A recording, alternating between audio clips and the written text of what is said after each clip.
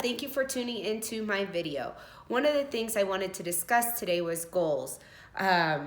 With this time of year, New Year's resolutions are kicking in, and a lot of people are setting goals for 2019. I love goals. I think they're a great way for self-growth, and I want to break it down so that we can be successful in our goals for the year.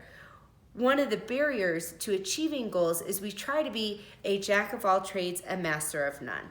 And what I mean by that is we put such a broad scope on goals versus really honing into one thing that we want to focus on and be intentional about. So with that, I've created a little diagram to help us understand that. If you have ever worked with me before, you know I'm all about pictures. I'm a visual learner, so I like to teach that way as well. So here's my little diagram that I've created. So one of the things with goals is we can create an awareness. We are constantly aware of things. Our mind is constantly taking in data. And we can pay attention to about 5 to 7 things.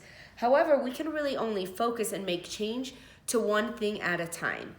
So with goals, some of the barriers that people make is they keep them too broad. So for example, one of the goals with New Year's resolutions that is pretty common is I want to lose weight.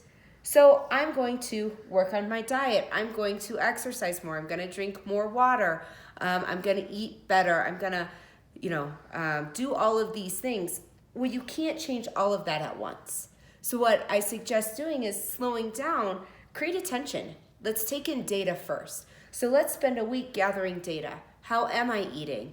Am I fueling my body appropriately? Am I drinking enough water? Am I exercising? Whatever it may be, let's pay attention to those things and take notes. And then the next week, let's choose one of those things to focus on. And that's the thing that we're going to change. These things we're paying attention to and we're aware of, but we're only going to change one thing at a time. So for example, we may focus on drinking more water. So I'm going to put all my energy into drinking more water and worry about the next stuff later. So I'm going to check in with myself in the morning, in the afternoon, and in the evening. And the reason I like to break it up that way is because we are a society that loves instant gratification. So that's great. Let's use it. Let's focus on that and say, okay, before I leave the house, I want to drink 1 cup of water. Before my 10:30 meeting, I want to drink another cup of water. With lunch, I want to drink another cup of water. That way we could see multiple successes throughout the day, which gives us a sense of empowerment. And as well as with that, if we fall off track, it's easy to get back on.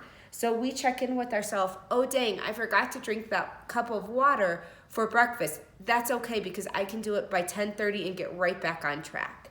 So then we focus on that task for about 4 to 6 weeks. Within that 4 to 6 weeks, this becomes a habit to us. So then we take whatever we focus on, put it over on the shelf here because we've already made this change, and we pull another thing from that attention area. Maybe the thing that I'm gonna move from attention to focus is I'm gonna make sure I park farther in the parking lot, or I'm gonna take the stairs more than the elevator. And then again, work on that 4 to 6 weeks and you've made that change.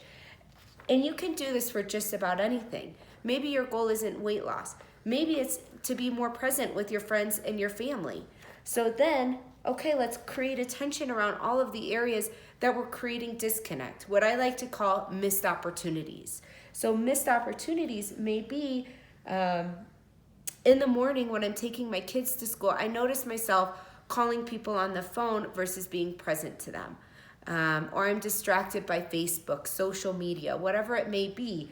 Okay, I'm gonna focus on that. And in the evenings, I'm gonna set down my phone. I'm not going to touch it from the times of 6 to 7. And I'm gonna do that for 4 to 6 weeks. Now again, you've made change. So then you can pull that from the focus, put it on the shelf, and create one more layer to say, I'm gonna pull now this into here.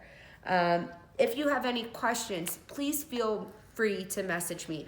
I've created this diagram for you, and you can get it off my website at kateheitzler.com under resources. Please print it out, please use it, as well as please feel free to message me with any feedback that you may have. Thank you and have a great day. I hope this resource is helpful.